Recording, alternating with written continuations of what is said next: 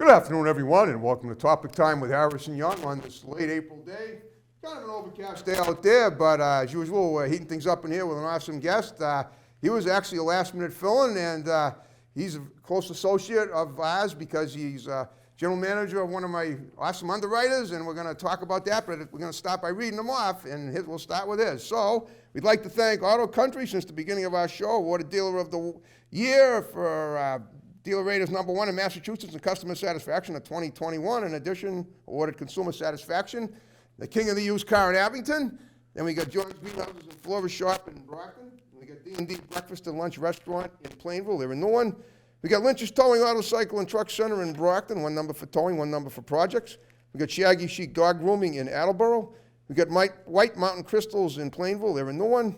We got Countertops Express in North Attleboro.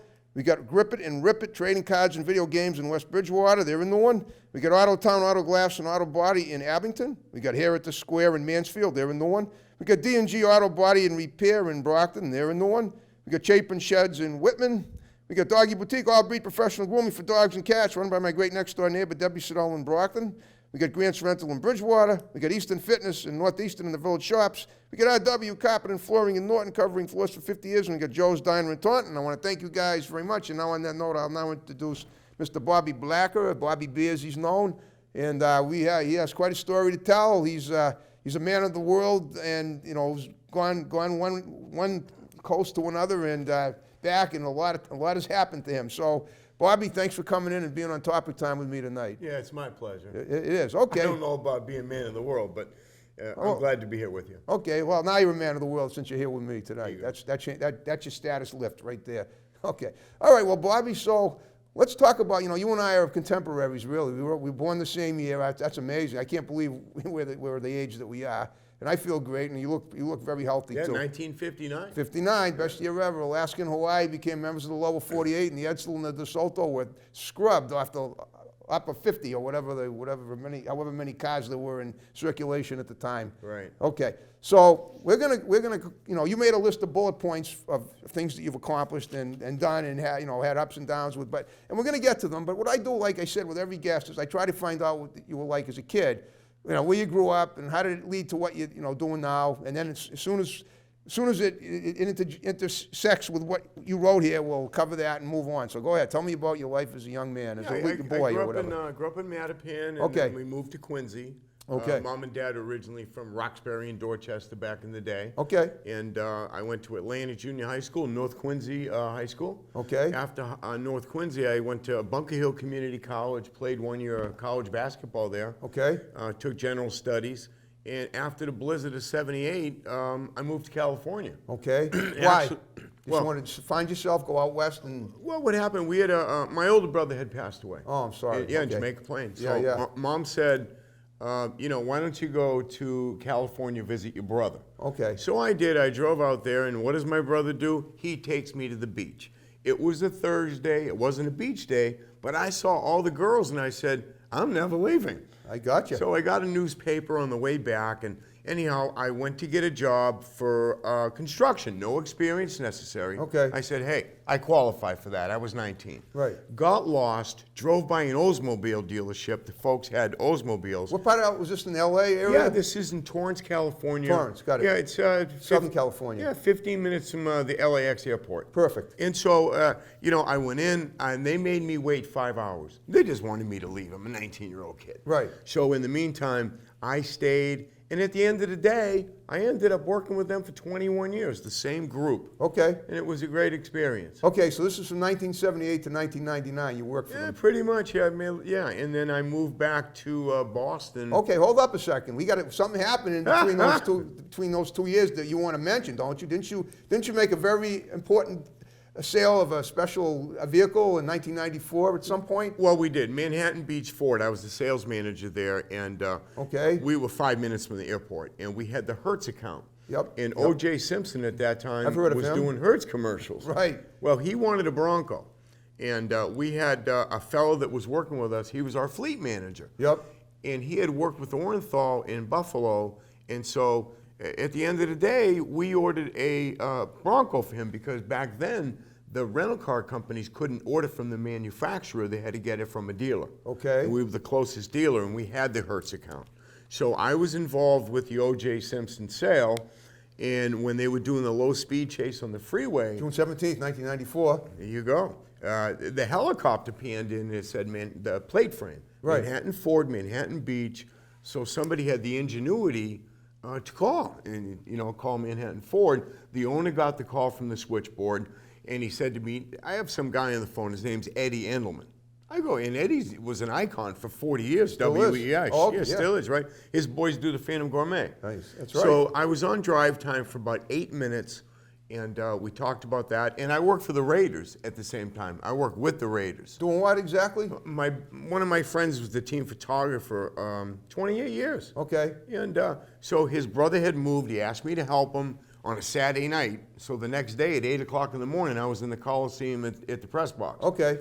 Carried his cameras up my arms, around my neck, film around my waist. I followed him like a dog, but I did it good. Okay. And at halftime, I get him a hot dog and a soda. But 9 years, I flew with the team, got to go in the locker room. Yep. It was a great You're experience. friends with Howie Long, too. Well, Howie, even before that, Yeah. I met Howie. Howie was a Boston guy, too. He was Charlestown, Charlestown, yeah. yep. And I helped him with his automotive needs. And as the time went by, I had the whole Raiders account. Right, But wow. I played basketball with Howie on usually Tuesday nights in Hermosa Beach. Okay. And we had a good time with that. So he's real nice. And Yeah. he was always a class act. And in fact, he's a Hall of Famer at this point. Oh, I know. Yeah, and, he a great commentator, He too. did good for himself. Yeah, absolutely. I know you did. Yeah, he did real good. My only regret is he wasn't with the Patriots.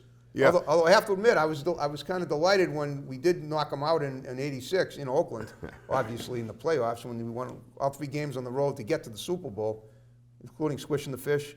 I remember. Of course you do. You know, but Howie was always respectful. He always, he always treated everybody. He always had a minute for somebody. Yep. He never turned anybody down to say hi, shake a hand, take a picture. Right. Something like that. So he was a good guy. Good commercials, Yeah, he's too. a good guy. Yep, Yeah, absolutely. All right, let's get back to you, though. All right, so you worked out, you got the Bronco for OJ, basically, and you talked to Eddie Endelman on his show, and he...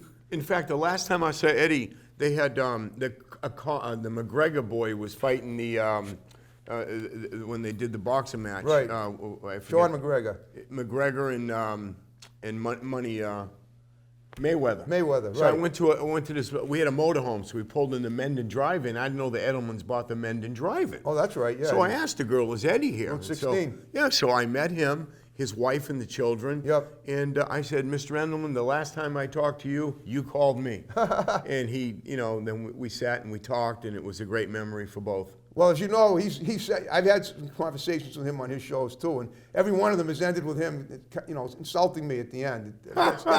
Well, like I remember on the night of December 16th, 1990, my brother and I were at the Atrium in Chestnut Hill. Remember that? The Atrium, it was a shopping plaza with a really speedy elevator, with all glass windows in the building, so it was kind of cool going up and down. Yeah. So he was sitting there with Dee Brown of the Celtics, and I'm sitting there, chatting with him, and as we're getting ready to leave, he says to me, "Hey, Harrison, cross Route 9 and don't wait for the lights." That wasn't nice. But Eddie was he was involved in a lot of community things. The hot dog safari, he raised Right. money for a lot of people. So Oh, I know, yeah, and then he loved sports. That guy. I first got introduced to Eddie on Sunday nights. He did the Sports Huddle. Right. It was a TV show. So I had my little transistor radio under the pillow when I was supposed to be sleeping. Right. So I always enjoyed him. of course, yeah. Absolutely, he was good. Yeah. You win it. Okay. All right. Well, let's talk about. Let's see here. You went to California. You 21 years. You worked with Howie Long. All right. Well, tell me about. So you stayed in California for 21 years, and then you came back to New England at the turn of the century because right. I mean. Well, it was 23 years. I moved back 6 days before 9/11.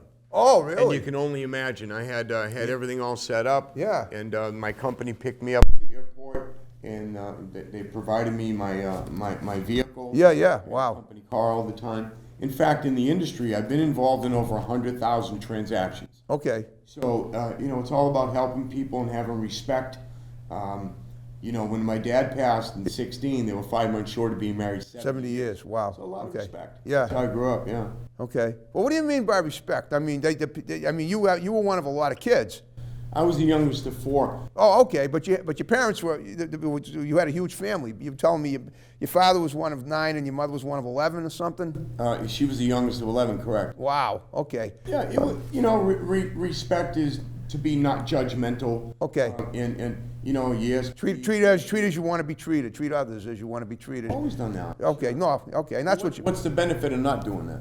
I know, but unfortunately, it's true. People, it's not easy. Sometimes people are not as respectful as they should be, and I know that because like I said, I never felt I got much respect growing up, and even now, I really don't think I do. I think I get a little bit of admiration for what for my show and everything, and that's awesome.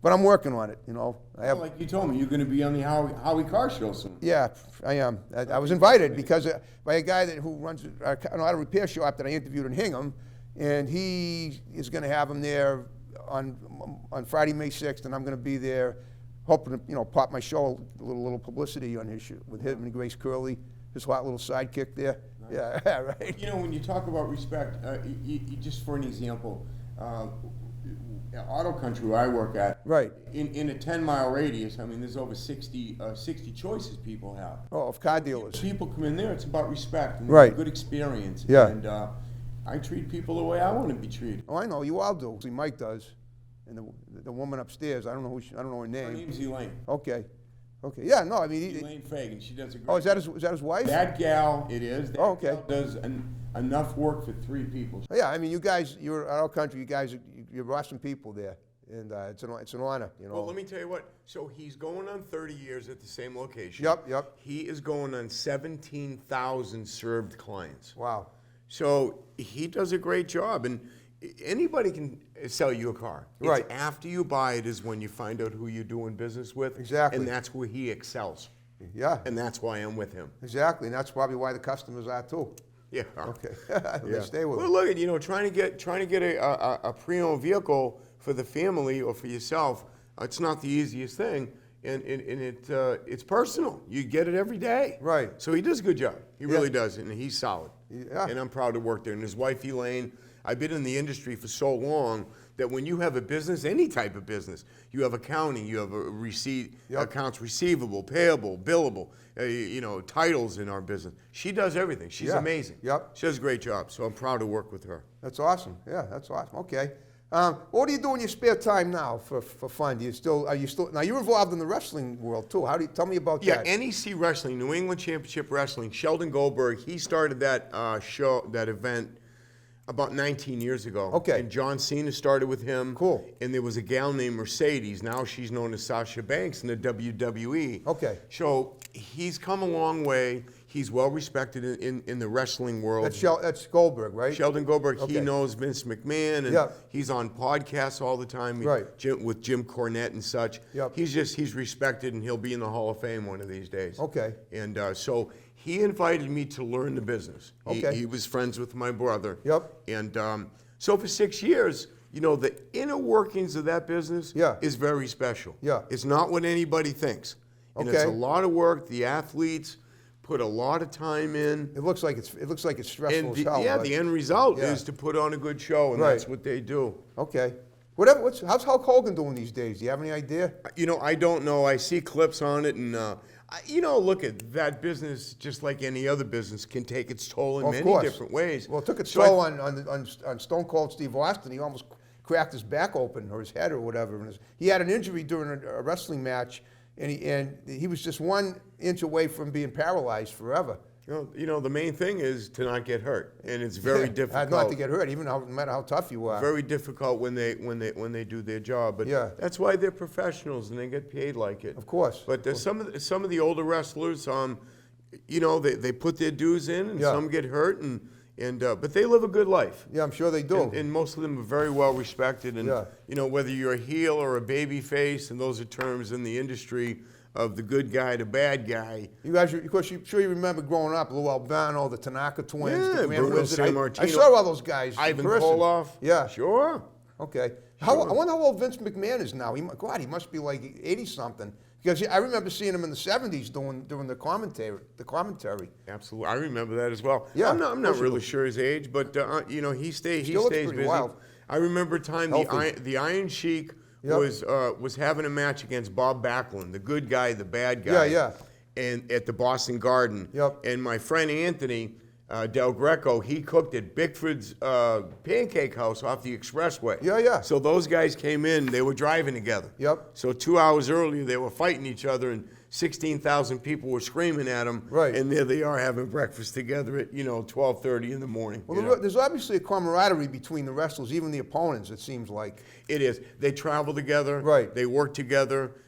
You talk about being choreographed. Some is, some isn't. The professionals, they know what they need to do. They have to entertain. Yeah. And the main thing's not to get hurt. Exactly. You know, Well, like I told you, I saw, you didn't see this, but when Stone Cold Steve Austin ended his career, the final match was against The Rock. And The Rock won, a little bit, because The Rock's, a little younger. He's just turning 50 this year. Stone Cold is about 57. But they, after The Rock pinned him, they kind of like embraced on the mat, and you knew that, they said, listen, you've been one of the coolest wrestlers of all time. That's what The Rock said to Stone Cold. It's an honor having been working with you all these years, and good luck with everything after you retire from wrestling, which is what he's done, I guess. Typically in the industry, such as The Edge of Night and One Life to Live and Right. General Hospital, they write 5 or 6 months out. Right. And so there's storylines, and it's a very entertaining industry. What, the soap operas? It's kind of like a soap yeah, opera. yeah. You start watching it, and he did this, and she said that, and Yeah. see what he does, and waiting for him, and there's a lot of twists and turns, and it's very exciting. Right. And the writing has to be spot on. Right, you're talking about the writing for the matches? That's correct. Because they are staged, right, to some degree? The choreographed moves, these guys do a good job. Right. And the outcome is determined, typically predetermined, as a rule. And Okay. that goes into the storyline, but not always. Okay. But not always. Not always, So it's right. very, it looks, very it looks entertaining. authentic, too. I mean, it's a violent sport, let's face it. It's Well, not it's a sport that it's not tiddlywinks. Oh, absolutely not. Right. But when you go and it's live and you see Right. it live, it's fun. Yeah, oh, I it's know. it's a nice night out. It Yeah. really is. It's a fun night. You Yeah, know. it is. Let's go bowling. Let's go play pool. But Let's it's not go the ice same as- skating. Hey, let's go to the matches. Let's go to it's not really the same as the MMA, though, is it? Or is No, it? It's no. The WWE and MMA are two different That's animals. day and night. Exactly. Yeah, like Brock Lesnar and the gal. Oh gosh. China. No, not China. She's deceased. She's God bless deceased. her. I know Yeah. that. I know she is. But it's day and night. Yeah, it it's is. day and night. Those two sports. I mean, because MMA. Ronda Rousey is what I was thinking about. Oh, okay. Yeah. I mean, they do try to kill each other in those MMA matches. Yeah, I mean, They've had some deaths. Yeah, right, They've right. had some deaths. And Yeah. it's a violent. And It is a brutal. violent, yeah. But they get paid well. I know they do. Yeah, I guess you have to when you go into- Yeah. Well, I mean, football's had their deaths too. I remember a guy named Chuck Hughes who died in a game back on October 24th, 1971. My grandfather saw it for the Lions. But that can happen his heart gave out or something. How do you have that memory? Autism. If I mentioned a date, you could tell me what day it was? If I lived through it, yeah. September 17th, 1959. Oh, that was your date of birth? That is. Yeah, okay, it was a Thursday. You're amazing. Yeah, All right. yeah. So that's how I do it. It's just it's autism. I'm sort of got OCD. I've been doing this my whole life since I was a kid, so I can remember just about every date I've lived through. But you're older than me, so I remember your date of birth because you're 16 days older. Amazing. Yeah. 16 days. Yeah. And you keep track. I keep track. Yeah. I mean, the discussion we had the other day. I mean, I know not only my date of birth, the time of the day. In fact, the hospital and the nurse that was, I remember that being aroused by the nurse that delivered me. She was pretty cute. Honest to God. Come on. Yeah, seriously. How do you? Yeah, I'm telling you. Okay. Yeah, I'm right. Listen, I was born human, right? I'm going to go buy a lottery ticket. All right. Okay. All right. Anyway, speaking of my date of birth, now I got to tell you of an awesome game I went to. I don't know, Howie Long wasn't even on the team then because it was 1976. On my 17th birthday, October 3rd, 1976, it was a Sunday. Patriots Raiders Well, it was then Schaefer Stadium. You remember Schaefer? do Of course you remember. do. Yeah, we were both seniors in high school. The aluminum seats. Right, exactly. So the start of the game was great. The game itself was wonderful, but there was a little entertainment even before the actual kickoff. Two guys who were probably 3 rows in front of us were wearing Army trench coats. They must have been totally bombed out of their minds. They were together. They started duking it out right there in the stands, right? The security guards came over, made them empty their pockets. I swear, each guy could have opened a Blanchard's with the amount of hard liquor they had in their trench. Okay? But wait, let me tell you what. Just before kickoff. When you go to football games, people get juiced up before the game. They I would- was fortunate enough to be invited to 2 Super Bowls. Wow. And so, Did any of the Patriots wins? neither. One was the Fog game at Stanford Stadium, Palo Alto, California. Wait a minute, It the was Fog Montana- game? Fog. For FOG? FOG. It was the Fog game, and it was Montana and Marino. And Oh, towards the that fourth was quarter, 1985, yeah. you couldn't see the field. Right. I'm It just- thinking of the December 31st, 1988 game between Chicago and Philadelphia, but that wasn't the Super Bowl. It was a playoff game, but we couldn't see the field on TV because it was foggy. But in that season, neither of those teams went to the Super Bowl. In '89, the 49ers went to the Super Bowl. They ended up prevailing. But that was a Saturday game, and it was It was New Year's Eve, 1988. And you couldn't even see the field through the fog. That's how foggy it was, even on TV. Yeah. But I was about to tell you, it was the game I went to on my birthday. The Patriots, they totally smoked Ken Stabler and the Raiders, 48-17. The final gun went off at the moment of my birth, 4:10 in the afternoon. So I remember that. So it was pretty special. That was the Raiders' only loss that year on their way to their first Super Bowl win, and it was the year before Tom Brady was born. Wow. Yeah. Yeah. So Football's exciting. football's to a go fun to. game. I see that. I'd rather watch football than wrestling anytime. That's just, but that's, I think. Understood. Yeah, okay. Well, one of the games I went to, one of the Super Bowls, I was awarded these tickets. I won a contest. Cool. And before the game, they had a huge tent, and it was in Palo Alto. Okay. And Gladys Knight and the Pips did a concert. Cool. And they were nice. They talked to everybody. And Stanford Stadium has 80 rows. Right. The night prior in the hotel, everybody was asked, I think everybody was given like a 2.5-hour window to collect their tickets. Okay. So I'm in line waiting for my tickets, and I got row 42, and I get 36 and 52. I got row 80. Okay. Is At that the bad? time- at the time, I didn't know Stanford Stadium has 80 rows. Oh, 80 rows. So you I were was in the I nosebleed was- section. Oh, yeah, I was in Yeah. the last row. Okay. Wonderful. And so at the end of the game, where I was at, you couldn't see the field. Wow. And so okay. it was amazing, but it was just fun being there. Well, it was a great that's- experience. So you couldn't even see the field. I mean, Didn't matter. Okay. Didn't matter. Being at a Super Did you Bowl, have it was did great. you have field glasses at least? Negative. No, okay. Negative. Because the game I went to that on my birthday, I watched the whole game through from my friend's binoculars. And it Really? it was perfect. I mean, we had good seats though. We were like right in the middle of. You got to remember how it used to be though. Back in those days, the Patriots didn't sell out every game, and when they didn't sell out 72 hours before kickoff, they blacked it out around here. From the 75. I remember that. Yeah, remember that rule was awful until they got good, and then they sold out every game, and now you never have to worry about missing a game on TV. Well, my big brother, his name's Cliff Blacker. Okay. How you doing, Cliff? Hey. He took me to one game a year. He had season tickets Great. with his best friend Harvey. Yep. And he took me to the game. They're playing the Bears, and they had a kid, and this kid ran wild all day. And I'm like, wow, who is this guy? Mac Herron? Nobody knew him. No, it was a guy named Walter Payton. Oh, you're talking Rookie- for the Bears. Rookie season. Yeah. Unbelievable. Wow. Yeah. And you could just tell. I mean, it was amazing. And the No- Bears weren't even good then, right? Or they do. Correct. They were not. They were and not. nobody knew who he was. But, Right. you know, Exactly. It is interesting how like Tom Brady's rookie card would probably go for $1 million now. What about Brady? About the ball? The guy that caught his final pass through, he spiked it into the crowd. The other guy, the guy in the stands, caught it. It was going to be his final pass, and he decides not to retire. That's Yeah, pretty- I heard about that. So, that's perplexing. So what do? You think you got a $500,000 coming your way, or whatever the number is? And then it goes. But I think they Yeah. did sell it at an auction. I think they voided it out. Okay. And but hey, look at if something happens in training camp and he tweaks a knee or anything else. You really think that's going to happen to Tom Brady? I hope not. I mean, I hope not for his sake. I mean, Yeah. the man He's a has vegan like excelled. me. Look at everybody said he couldn't do it. Yeah. He was 199th pick in the draft. Yep. That's how it goes sometimes. I know. It's opportunity, and like I received in my career, Look at the opportunity he got. Mo Lewis, I think he sends him a birthday card every year. I know, for almost killing Drew Bledsoe on September 23rd, Yeah. 2001. I know. Yeah, right. It's just funny. I mean, sitting here, people that are watching at home. Yep. You never know what's going to happen, and so you try to be respectful. You try to do the right thing, Yep. and at the end of the day, things work out okay. Right. Because when you put your head on the pillow, you're accountable for yourself. Exactly. Period. Yeah, okay. That's what I experienced. So what's, now you played basketball at Bunker Hill? I did. I played.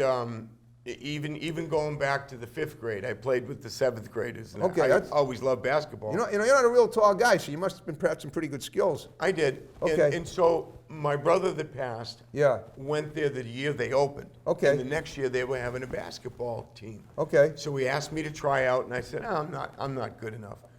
And then my brother passed. Yeah. So what do? I try out for Oh, the wow. team. And really, I had no right making the team. Well, I don't know about that. You made it.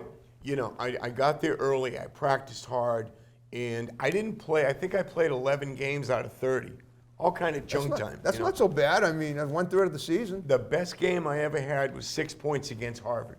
My father's alma mater. My mom and dad were in the stands. Okay. And that was the biggest game I ever had. Well, that's awesome. You know how most people, I dropped 40. No, I had 6, but that was what it was. Well, guess what? We're down to the final 5 minutes of the show, and I hope it was worth it for you. 'Cause- Yeah, I mean, it was a good experience, and one of the reasons I wanted to do it, because one, you've been doing it for quite some time, and it's nice to talk about opportunities people have. And, Right.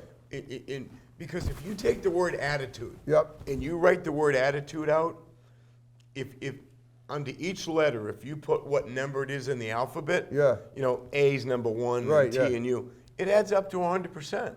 That word is 100%. So if you decide to have a good one or a bad one, it's up to you. That's right. It's up to you. It's all in the A. It is. Yeah. It really is. All right, well, look, here's what I want you to do. Real quick, give shouts out to the people that are going to see the show, and then we'll wrap it up with my music the way we began it. Yeah, I mean, I don't know. Well, you talk to your family. Mike's going to see it. We'll send it to him. Oh, yeah, Mike's a good guy. Oh, absolutely. Yeah, I'm actually going to post something at work. Okay. So everybody can take a look at it. That's perfect. And, my friends, my relatives, and stuff like that. Granddaughter, you said it was My granddaughter's the love of my life. right. You got a picture on the desk at the shop, so she's definitely going to watch it. I do. Yeah, she's 7. So give her a shout out. Say Hi, Ariana. There you go. It's Papa.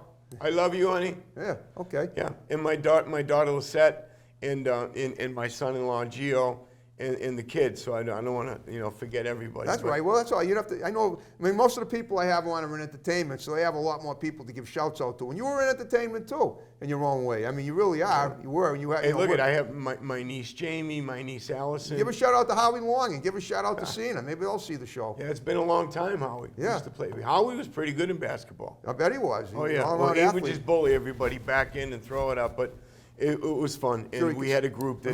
With those forceps, I'm sure he could slam dunk easily. Well, we never did that. He wasn't trying to get hurt, but it was fun. We had the same group. Right. It was real nice. It was real nice. And, living at the ocean in Manhattan Beach, California, in Redondo Beach, it was thrilling.